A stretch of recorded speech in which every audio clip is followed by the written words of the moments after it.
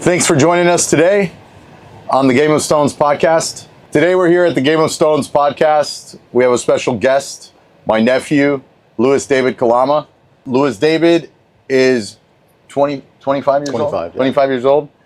And I'm proud to say that Louis has overcome some really interesting challenges at a very early age that I think relate to everybody that's out there who's trying to get healthier or get in a little bit better of shape. It's a very hard thing to try to balance life, lifestyle, and try to be at those goals that one sets out for themselves health-wise.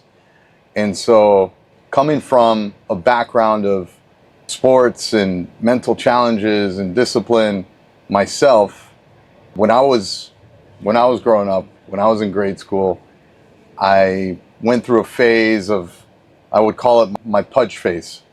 And I was a little pudgy from probably 5th grade to 7th grade, 8th grade. 8th grade, I sprouted up. Luckily, I started playing more sports. And in high school, I wrestled, which was a tremendous help. It was the hardest thing I could do, but I figured I'd immerse myself in the toughest thing. Mm-hmm. And that kind of channeled its way into business, into life. And then I was able to give you some advice when you were younger. So let's kind of go back a little bit, right? So just to give a little bit of color, right. And then we'll show some of these images too. So I think you were about, at the time, 13 or 14 years old. Was it 13 or 14 around there? Yeah, maybe 15, hitting 15 almost. 13 or 14. Yeah. And you're about what, 6 feet tall? 5'11"? 6 foot. Yeah. Yeah. And so you were almost 6 feet. You were a little shorter. I was like 5'9", 5'10", around there at the time. Yeah. And you weighed how much at your highest? I would say like 250 at the time. Because I remember like one year I saw you. Yeah. And then I saw you a year later, and I was like, whoa, what happened here? Yeah. Yeah. And you had gotten in kind of like a routine of not a lot of exercise, right. Not good food, right. Not a good lifestyle, very young. And around 14 years, I think, at that age, we started having some conversations. You called me, and I was trying to kind of coach you through. We had a lot of phone calls. I remember what to do, right? Yep. And I figured you reminded me of myself, needing a little bit of guidance and needing sometimes somebody to give you that hard talk, right? Because everyone else tell you, no, you're doing good. You're getting there. You'll shake it off. And right. And that was the thing. Back then, I knew I was overweight and I was fat, and so I didn't like the way I looked. Like in school, I wasn't really getting many girls.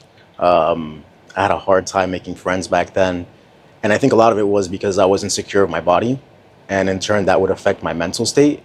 So that's when I would like turn to you. I was like, "Hey, Jose, what do you think? Do you think I'm actually fat? Is that what's affecting me mentally? You know?" And yeah, you were tough on me back then, I remember. And that's what I needed. I needed that because, I needed that because it really flipped a switch in me. Yeah. It flipped a switch in me. And obviously now I'm in... Which isn't the best way to go sometimes, like tough love. Tough love. I remember my brother-in-law back in the day, when I wanted to do something, he was a little rough too. He was valedictorian, top of the class. Yeah. I mean, he wanted what was best for me, but he'd be like, you want to make it, you want to get that scholarship, you got to study. Right. You got to, study. I don't care if it's hard, but do the work. Right. Do the work, and, or else you're just going to... And he'd be a little tough. He'd be like at the other, and you're going to be a loser. So he'd be like, oh, you want to be a jackknife? You want to be a... And so he was a little rough, but I remember I had two choices at the time. I could either sugarcoat it but sometimes it takes, you have to rattle the tree in order for you to pay attention and actually listen, to hit your subconscious. Mm-hmm. So we were having a conversation one time, and I think you were asking me. Yeah, we were at a family party, and everybody was there, and everybody was like, oh, keep eating, because, they ordered a bunch of food and stuff. And everybody around me was like, oh, no, you look good. Because I would ask them, like, what do you think? Do I look good or no? Oh, no, you look fine, Papi. Keep eating. Because, I'm from a Cuban background, so they say Papi. Yeah. Term of endearment. Right. And, we're and when everybody's eating also, in general, when everybody's eating at a festivity or something, they want to make themselves feel better for going crazy and eating whatever they want, drinking whatever they want. So it's okay. Go ahead. And so I remember I turned to you at that point after asking a couple people, and you were like, "Listen, Louis, no, you're a fat fuck." That straight to my face, and I was like, "Oh shit, that hit me." I'm like, but you know what? That's what I needed to hear. I honestly don't know what got into me, but the other part of that is that I knew that you had a good enough sense of humor. Yeah, no, I wasn't gonna take it. Because I didn't say it with like an evil. No. I said it like laughing. More like, in a funny way, but it still hit me. You know what I mean? That's what I needed to hear. Well, because I knew that what everybody was like saying to you, so I knew that it would make you laugh, and it would make an impression as well. Oh, right. It did. But I knew that you also had enough spirit that you would take it jokingly, but then also, listen and work on it a little bit. Right. But then, I didn't just say that and then see you later. No. We had a little talk after that, and we used to have like weekly calls. It was a couple times a week, actually. I remember. And you gave me advice on how to diet, how to work out, what to do, where to go. Which I wasn't doing myself because I was traveling everywhere. I was having steak dinners with everybody, having the occasional drink with the customer, etc. Well, you were busy with your business, so. Right, but still not an excuse to let up on your lifestyle. Right. And you were jacked back then, so you knew what to do to get to that point. So. And so you started eating, and listen, I know that our families, they love to eat. Yeah. And they love to eat out at restaurants, which is by default a lot more caloric intake, a lot more oils in the food. Right, a lot more processed, a lot more salt. Right. More than anything, it's like the salt that really they put in the food for it to last longer and to be able to be shipped all over the United States. Right. So that way, and it's cheaper. So I know that the diet was also part of it.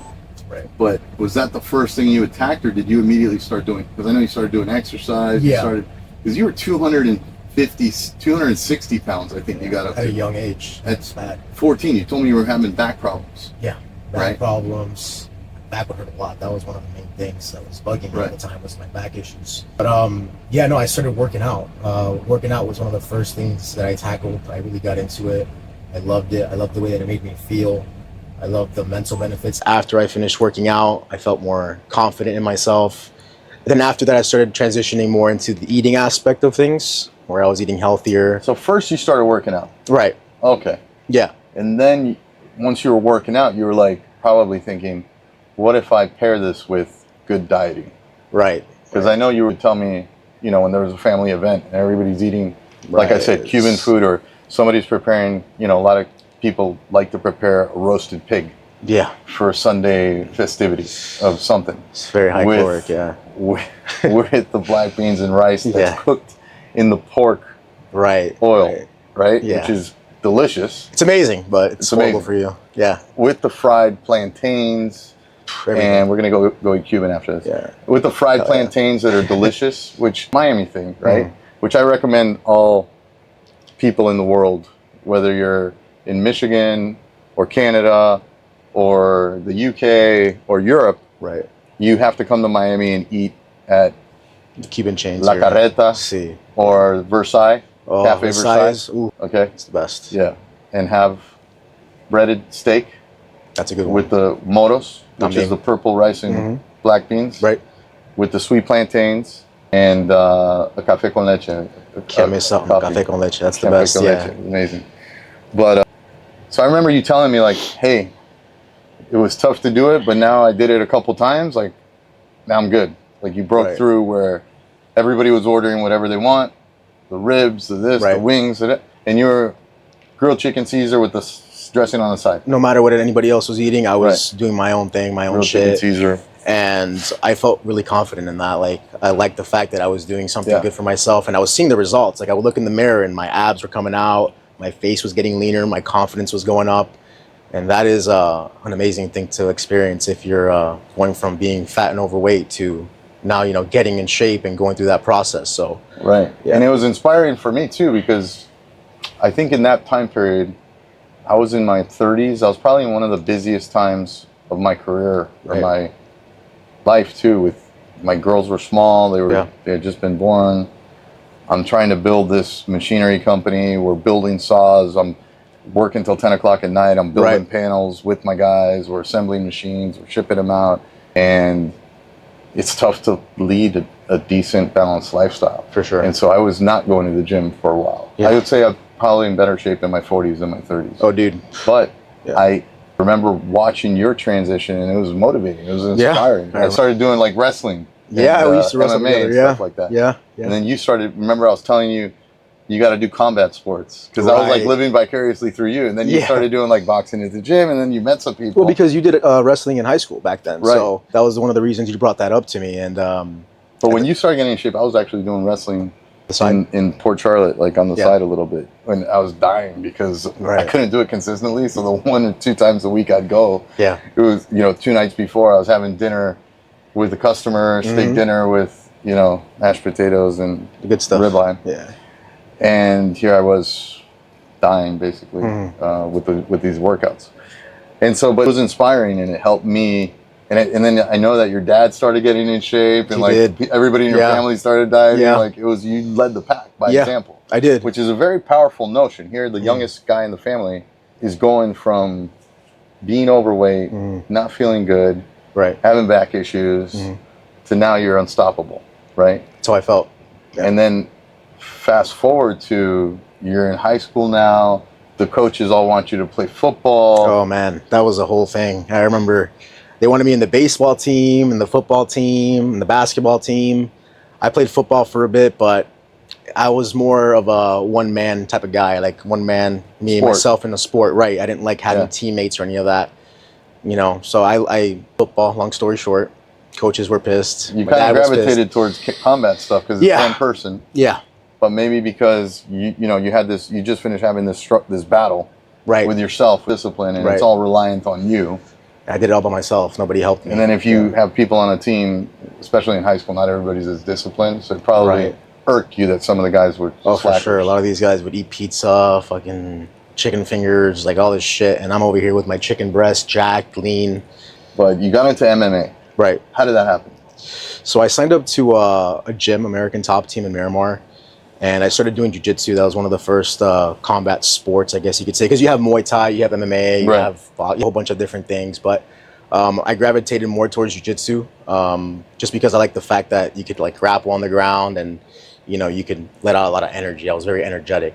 And that's one of the ways that I... Yeah, it's one of the most tiring things you could do besides wrestling, basically. Right, It's right. kind of like wrestling. And it so. teaches you how to use somebody else's weight Right, against against them, them. the leverage. Sure. So I like that a lot. And I got into that. Strategic. Very strategic, technical. There's a lot of technique that goes into it. So I got into that. And then I got into some MMA, striking and stuff in the cage, training here and there. And then I started competing. I started competing in Naga. How old were you back then? It's like 16 or 17. Yeah, 16 or 17. So you were still in high school? Still in high school during all this, yeah. Oh, okay. Yeah. I started competing, NAGA, North American Grappling Association, a couple different organizations I was competing in, and I got first place in all of them. So Wow. that even in itself shot my confidence up like no tomorrow. Forget it.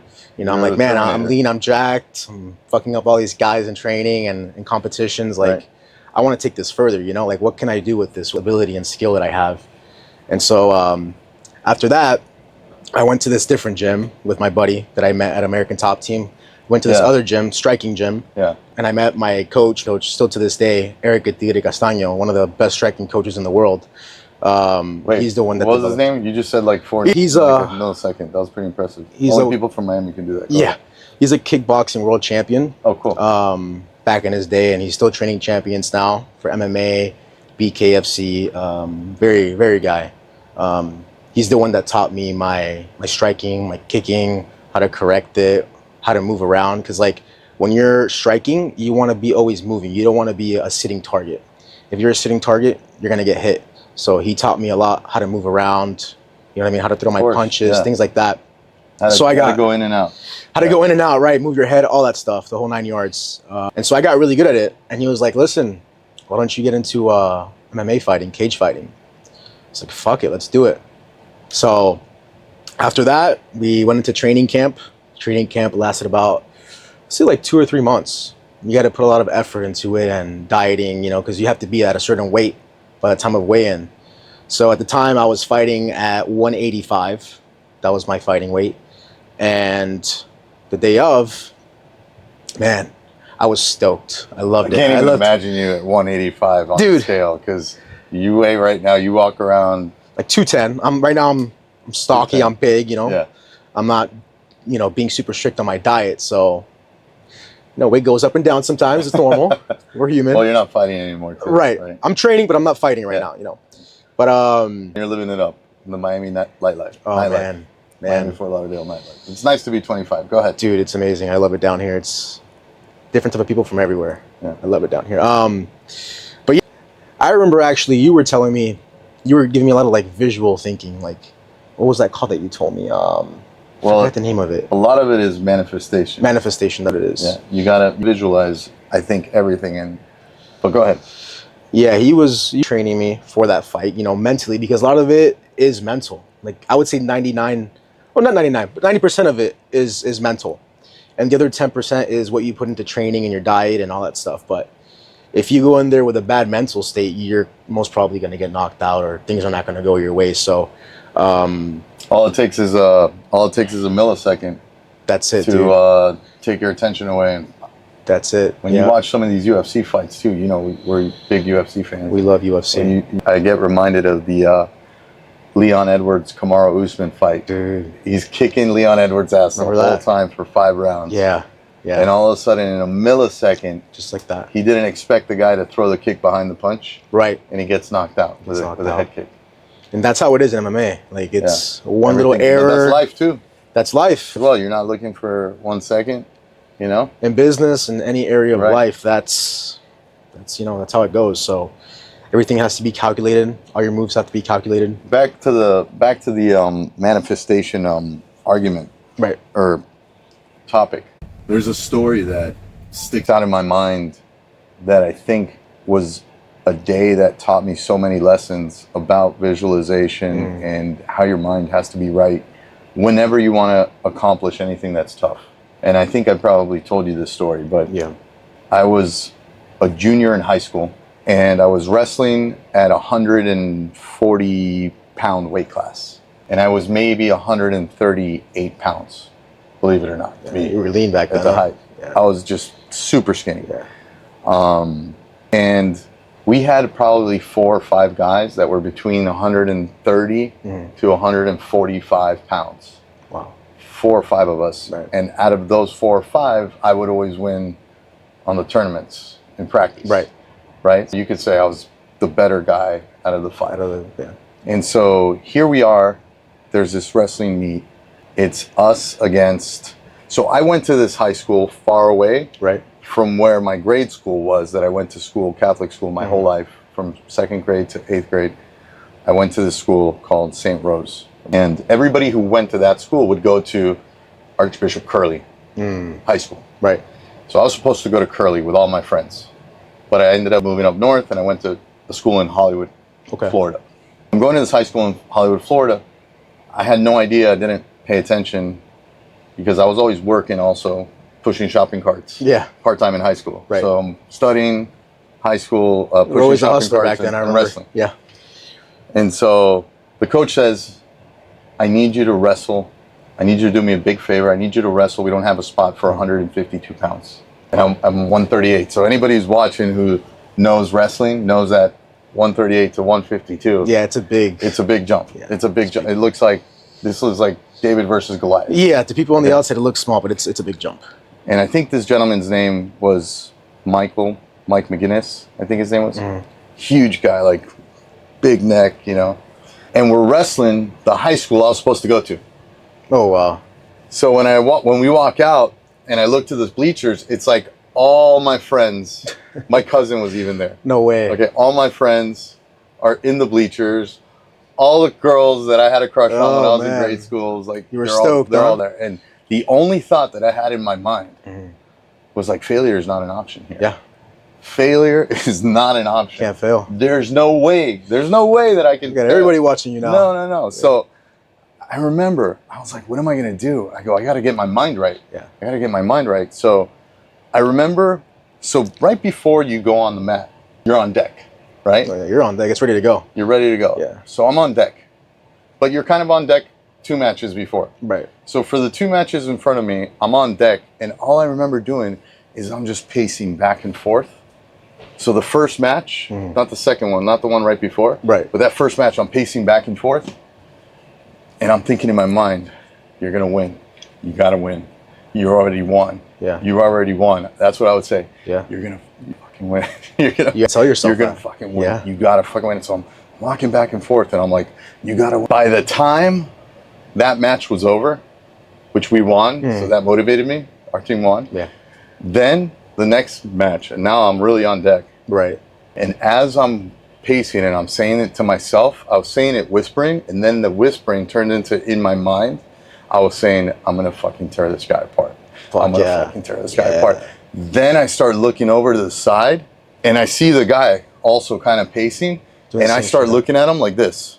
Like intimidate his ass, like evil, like he doesn't expect that, and he's like, "What the hell's going on here?" I could tell, like his energy, like I could see him at first. Oh yeah. And then by the time I just kept looking at him, like, I'm coming for you. Yeah, you know? give him that's there. And all of a sudden, it's time to go. So now, I put my foot. If you ever wrestle, they have a little rectangle in the middle of the mat, and so you got to put your foot on the short side of the rectangle. Right. Each guy, you put your left or your right foot, whatever you want. So I put my foot down on the line, and the ref blows the whistle. And the first thing that comes to my mind is I'm going to do the one thing that this guy would never expect, right? Which was immediately shoot for what's called double leg takedown. Okay, I shoot for the double leg takedown, and I'm smaller, so I'm fast. Right. I grab him, but I'm still strong. Right. Even though I'm 138, I'm pretty strong. Right. I got this gorilla type body. You have a big upper body. Yeah, I look at Tasmanian devil. So I end up picking up this guy for a double leg takedown, and I turn him, and I land on top of him, and I get the takedown, and everybody's like, wow. Yeah. But then he flips me over, right? Oh, shit. But he cheated, because he grabbed which you're not supposed to do. And then he used that to distract me and flip me over. So now I'm like, holy shit, but I had always been practicing bridging, right? So I bridge through, and as I'm bridging through, I grab his head like this, and I kind of yank it a little bit, which I'm sure distracted him. Right, for sure. I was very aggressive, like I was manhandling. For sure, this is a fight. And he's bigger than me, right? I didn't care, because in my mind, I was already so jacked up from all the mental messaging that I was doing to myself, even if it was only 10 minutes, just stops. I was so in belief. I just remember that it just took over my actions. Right. And that's kind of what taught me the power of manifestation. So I lift his head up, and I put my arm through like this, and I pull his neck up so that his shoulders are exposed, right? Shit, yeah. And within a couple seconds, the whistle was blown. Boom. Freaking pinned him. Hell yeah, bro. Okay. Both stands, even the kids that were on his, from his high school, that I knew them all because they recognized me. They were like, went up. They were all crazy about it all. Because they were like, Hoser, because that was my nickname in high school, Hoser. And I got to say, that was one of probably the best feelings ever. Oh, yeah. Because I knew it was me. Yeah. You know what I mean? It wasn't anybody else. Came from you, right? It was just all power of mind and visualization.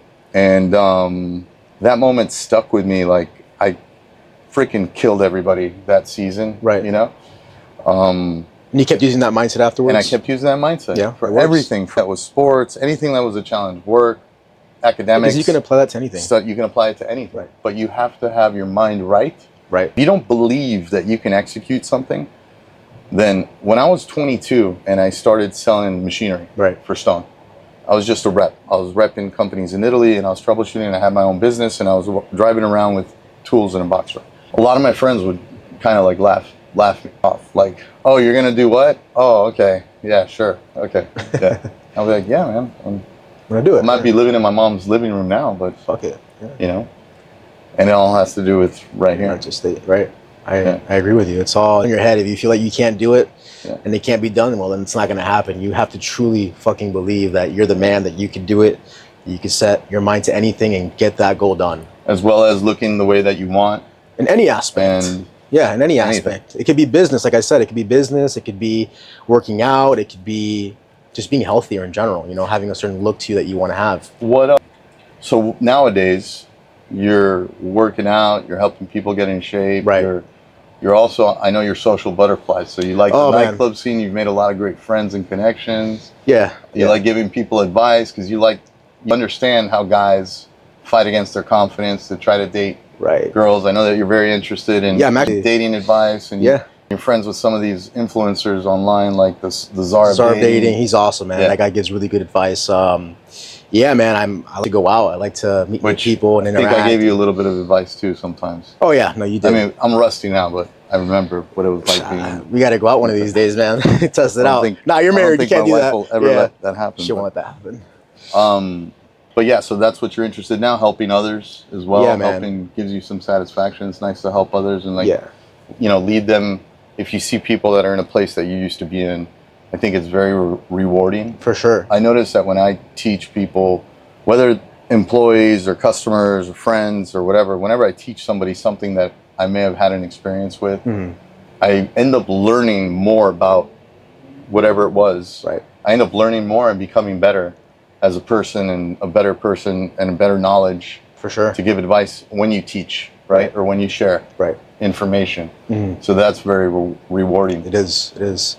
Yeah, no, for sure. If I see someone that needs help or is struggling dating or losing weight, I always give them advice. And you're working on launching your own my own website, your own program to help people with weight loss, with dating, with getting over, raising their self-esteem, building 100%. Up their confidence, and all that.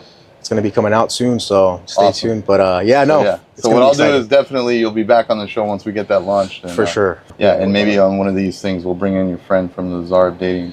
That'd be awesome, man. I want him on the podcast. For not just young guys like you, but there's a lot of guys out there that may have had a bad relationship. They got out of a divorce, and now you get rusty, and so you could try to get out to the and then the dating scene's evolving because of technology, and now you got different mentalities on dating and this and that, and so there's very few dating coaches out there that actually know what they're talking about, to be honest with you, and guys, Czar of Dating knows what he's talking about. Yeah, got it. So how old were you when you got booked your first amateur MMA fight? So I had just turned 18. I was 18 when I first got signed to fight. Wow, I thought you were 19 for some reason. No, 18. 18, man. Shit. I was still in high school.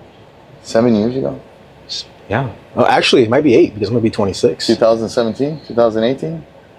Yeah, 2018. Yeah. It's been January of 18, yeah. It's been a while. Passes by quick.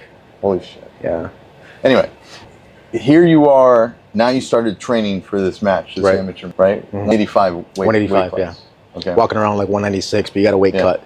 Yeah, 185. Which is difficult for me to believe, but yeah, you were at 185. I remember you were doing things like going into salt baths or something like that. Saunas, starving myself. There's ways of doing it, there's ways of going about a weight cut to be safe about it. Right after you weighed in, what did you eat? Because they say you gain immediately 5 or 10 pounds. You don't want to eat a big meal right away because it'll be a shock on your system and you'll start throwing up. That's the last thing you want before a fight. You want to kind of ease into it. So one thing I would drink right after a fight was some Pedialyte. Pedialyte would help me a lot and just try to get those liquids back into your system. And then after that, a couple hours later, I'll have some steaks or, What was rice. Training like the first couple months before the match? What would you do? Dude, it was intense. So I had a buddy of mine. We'd train 3 times a day.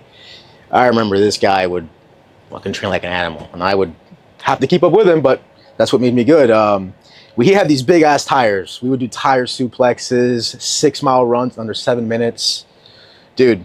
And then after that, we'd go and train at the gym, MMA, sparring, jiu-jitsu, wrestling, like nonstop, every single day. And this was during high school. So I was managing my high school, my MMA on the side. Yeah. So it was intense, man. It was every single day the grind, the stop. Yeah. I remember the match because I did go. I wasn't going to miss it. Yeah, you weren't going to miss that. I think I went with my brother. Yeah. And we met you guys in Fort Lauderdale. Nightclub. And it was the octagon cage. It was a cage, yeah. And it was just a lot of energy. It was awesome. Dude, there was a lot of people there. Yeah. And we got footage of that night as well. Yeah. And I remember the guy seemed kind of intimidating. And I remember you. Yeah. He tried to intimidate me in the face-off. It didn't work. Right. Just because the mental. Ready to go. I knew you were going to win. Self-affirmations, even before the fight. Like, I'm talking about months before, just repeating to myself that I can do this. I'm the fucking man. I'm gonna beat his ass. Like, nobody could stop me. You know, that's the mental attitude that you have to have when you're going into the cage. You know what I mean? Even before getting in there. I knew you were gonna win. I just wasn't aware how long it would take. So they're usually 3 rounds of 5 minutes. No, for amateur, it's 3 minutes around. So the whistle blows. What happens? Well, the whistle blows. In the video, you should see me come up to him. I throw 2 punches, 1-2. Then he comes in for the takedown. I sprawl. I take his back. And then I'm kind of ground and pounding him a little bit. And he's kind of hitting me back too. Then he gives me his back. So I get on his back. I put my hooks in, sprawl him out. Then we go on our backs and he's on top of me right here. And I happen to get my arm right underneath his neck. And I just sunk that choke in. Wow. I started squeezing for my life. And this guy within Did you have a triangle on his body, or you just had hooks in? No, so we call it spread the chicken, but we get our feet the side of the knees. Yep. You know, and then we sprawl, kind of like a sprawl, but you do it on his back. And then I had him like flat out on the ground, and from there I was kind of like hitting him a little bit. Then that's when he gave me his back, and I sunk the choke in. And within like I think 25 seconds, the fight might have been 25 or 27 seconds. Fast. It was fast. Yeah, it was fast. It was exciting. Bro, the energy in that room was crazy. And I remember after I had choked him out, everybody was screaming, everybody was crazy. You guys were happy. You know, it was fun time. Enjoyed it. Yeah, good experience. Yeah. It was awesome. Yeah. It was awesome. Another testament to the power of mind. Yeah. And deciding what you. So after that, how did you feel going forward? Those were just like little feathers in your cap that you just begin to build confidence. Right, yeah, and I felt amazing. I felt on top of the world, especially right after the fight when you're done and you leave the cage and everybody's wanting to give you a hug and talk, they go up to you to talk to you and stuff. It's like you feel like a superhuman kind of thing, like a right. Yeah. No, it was nice, man. And I'm glad you came and you got to see it. That was important to me, actually. The fact that you came, It was a great memory. A great time also with your mom and your dad and your sister and everybody. They came to support me. My family loved my family, very supportive. My brother was there too. We had a great time with him. Yeah, he came. So going back to those that I know that you enjoy reading a lot of books and strategy. And what are 3 books that you recommend people to have that are on their journey to conquer their mind and set goals, and whether it's weight loss and getting into shape or a new challenge or a new. So there's 3 books that I had to suggest to people out there to read. Would be it's by Robert Greene. The Power of Seduction is one of them. If you're into dating scene, that's a good book to read. The Art of Seduction. Right. Hold on. I also want to comment. I may have told you about that book. Yeah, he suggested it to me. Yeah, that was a suggestion by you. That book, it's not just if you're going to a date. It talks about persuading a client, persuading the masses. It talks about politicians and how they tend to sway the masses and Mark Anthony. And so it's not just seduction from a dating standpoint. No, it goes into all areas of life. Seduction of being a seductive person or seductive personality. Right. Or what behaviors are attractive. Right. Not necessarily sexually attractive, but attractive as you are attracted. We're all attracted to our heroes, right? So those heroes have seductive traits, like Rocky. It's not just that kind of seduction. Yeah, that's a great book. But that's an amazing book. Robert Greene is super popular. 50 Cent did a book with him. Everybody knows who he is. Yeah. 50 Laws of Power. Yeah. That's another one I was going to get into. 50 Laws of Power is another good one. For wealth and stuff, and manifestation and all that, I would say The Richest Man in Babylon is a good one. Nice. That's a good one. That's another suggestion by you. George Clayson. Yeah. The Richest Man in Babylon. Yeah. There's a couple good books out there that you guys can get into, and it'll give you good advice for life in all areas. Because you don't want to just be good in one thing. You want to kind of like expand that and be good at everything in life. Because then, if you're only good at one thing and you can't be good at other things, then it's like you're only good for that one thing. Right. You want to be able to adapt to everything, to all your Give surroundings. Yourself some range. Right. Make yourself versatile. Exactly. Which also talks about that in the book. Yes. The person that is versatile and has a wide range is also more qualities and seductive. Yeah. Right. Yeah. Excellent. Yeah. A lot of things that are out there that I think would be beneficial for you guys, especially for young men. I think you guys need to start eating healthier. I feel like in America here, people aren't healthy, don't eat healthy. They're not aware of what they're putting into their body. Well, and they've made everything okay. Yeah. And they've almost glorified not being fat. healthy. Yeah. Yeah. Well, let's not say, well, being fat is a consequence of not being healthy. Right. I mean, no matter how you want to put it, some people will argue that you can still be healthy and be overweight and be obese. And For sure. I mean, depends on how everybody's body's what your different. standard is, too, of Right. being healthy. Right. And, you know, I think a lot of people, their testosterone levels are low in men. And I think that eating healthy will bring that up and will help them Well, that feel has better. to do a lot with it's not you got to exercise, but they're putting stuff like chemicals in the food. Yeah. In a lot of the Preservatives. food that we eat that's available to us as a country, a lot of that food has things in it that For sure. bring down your levels, even if it's not a weight thing. Yeah. You know, if you eat that stuff and you still stay thin, it's still going to knock down your hormone levels because of all the chemicals. You want to know what's crazy? I feel like I've heard from a lot of people just that I've talked to and stuff. They'll go to another country, let's say Italy, for example. They'll have a pizza there. They're there for like 1 or 2 weeks. They actually end up losing weight being over there when they come back. And eating all the stuff they want. And eating all the stuff they want, but then they do the same thing here and they actually gain weight. Why is that? I think it's because of the stuff they're putting in the food. People say, oh, you walk a lot in Europe. But walking doesn't really burn calories. Yeah. I mean, it does burn calories, but not to that level where you lose 5 or 6 pounds. There's a lot of people that they go and they walk a mile every day. Yeah. And they don't lose weight. Yeah. And they you know what I mean? So, yeah. I mean, dude, it's crazy. A lot of the stuff hopefully is going to come out now with Robert Kennedy coming in and RFK. cleaning up. Yeah, RFK. Yeah.